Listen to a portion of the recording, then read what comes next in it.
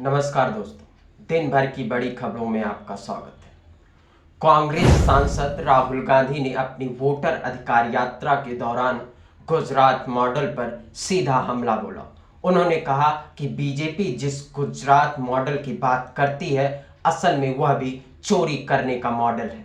राहुल गांधी ने आरोप लगाया कि इस मॉडल के जरिए जनता की संपत्ति और अधिकार कुछ चुनिंदा उद्योगपतियों को सौंप दिए जाते हैं। उन्होंने कहा कि गुजरात से शुरू हुआ यह मॉडल अब पूरे देश में फैलाया जा रहा है, जिसमें जनता की मेहनत की कमाई और सरकारी संसाधनों को कॉरपोरेट घरानों को बेचा जा रहा है।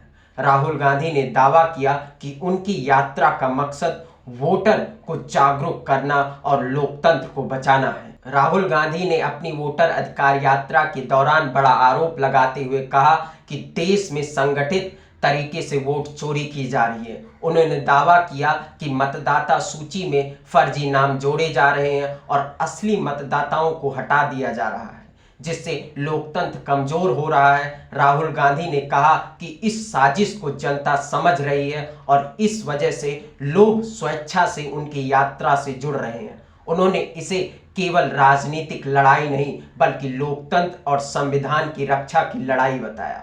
राहुल गांधी ने जनता से अपील की है कि वो जागरूक होकर अपने मताधिकार की रक्षा करें। राहुल गांधी और तेजस्वी यादव की वोटर अधिकार यात्रा सोमवार को मुजफ्फरनगर पहुंची, जहां भारी भीड़ देखने को मिली। इस मौके पर तमिलनाडु के मुख्यमंत्री और डीएमके प्रमुख एमके स्टालिन भी शामिल हुए। राहुल गांधी ने कहा कि यह यात्रा वोट चोरी और लोकतंत्र पर हो रहे हमलों के खिलाफ है।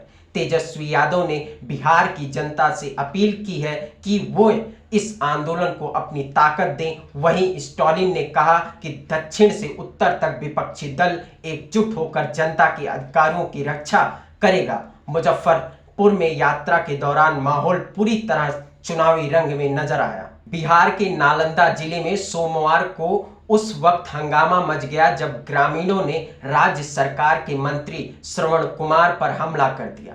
जानकारी के अनुसार मंत्री किसी कार्यक्रम में शामिल होने पहुंचे थे, तभी स्थानीय लोगों ने अपनी नाराजगी जताते हुए उन पर पथराव कर दिया। इस दौरान सुरक्षा कर्मियों ने उन्हें सुरक्षित निकालने की कोशिश की, लेकिन झड़प में एक सुरक्षा कर्मी गंभीर रूप से घायल हो गया। हालात बिगड़ते देख अतिरिक्त पुलिस बल मौके पर बुलाया गया। घटना के बाद क्षेत्र में तनाव बना हुआ है। पुलिस ने मामले की जांच शुरू कर दी है और आरोपियों की पहचान की जा रही है। 27 अगस्त को अमेरिका के राष्ट्रपति डोनाल्ड ट्रंप ने भारत पर अतिरिक्त 25% आयात शुल्क लागू कर दिया है, जिससे कई श्रेणियों पर कुल टैरिफ 50% तक पहुंच चुका है।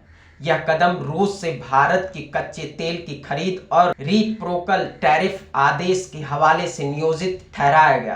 प्रभावित क्षेत्रों में परिधान, आभूषण, फुटवेयर, फर्नीचर और केमिकल शामिल हैं। निर्यात व रोजगार पर दबाव की आशंका है। सरकार ने कहा है कि अर्थव्यवस्था मजबूत है और निर्यात बाजारों का विविधीकरण किया जाएगा, जबकि उद्योग संगठनों ने राहत की मांग की है।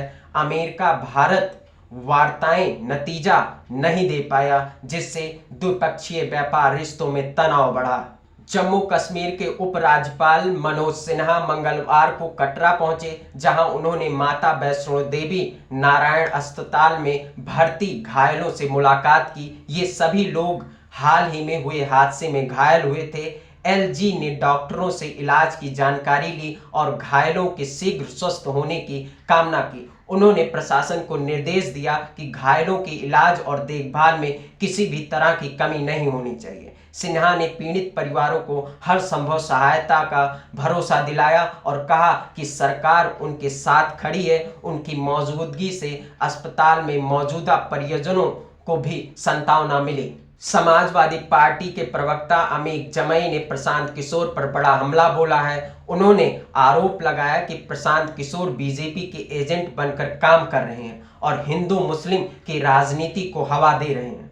अमित जमई ने कहा कि पीके खुद तटस्थ राजनीतिक रणनीतिकार बताते हैं, लेकिन उनकी बयानबाजी और गतिविधियां साफ तौर पर भाजपा के एजेंडे को मजबूत करने वाली हैं। उन्होंने कहा कि बिहार और देश की राजनीति को सांप्रदायिक ध्रुवीकरण की ओर ढकेलने में पीके की भूमिका संदिग्ध है। समाजवादी पार्टी का कहना है कि जनता अब ऐसे छिपे एजेंटों को पहचान चुकी है। जम्मू कश्मीर में वैष्णो देवी मंदिर के पास सोमवार को हुए भीषण भूस्खलन में अब तक 33 लोगों की मौत की पुष्टि हुई है। अधिकारियों के मुताबिक भारी बारिश के बाद पहाड़ी दरकने से कई श्रद्धालु मलबे में दब गए। राहत और बचाव कार्य तुरंत शुरू किया गया। एनडीआरएफ की टीमों ने मौके पर मोर्चा संभाला। दर्जनों घायलों को कटरा के नारायण अस्पताल और जम्मू के मेडिकल कॉलेज में भर्ती कराया गया है। मृतकों में महिलाएं और बच्चे भी शामिल हैं। जम्मू कश्मीर के एलजी मनोज सिन्हा ने घटना पर गहरा शोक जताते हुए मृतकों के परिजनों को मुआवजा और घायलों को हर संभव मदद का भरोसा दिया है। नमस्कार।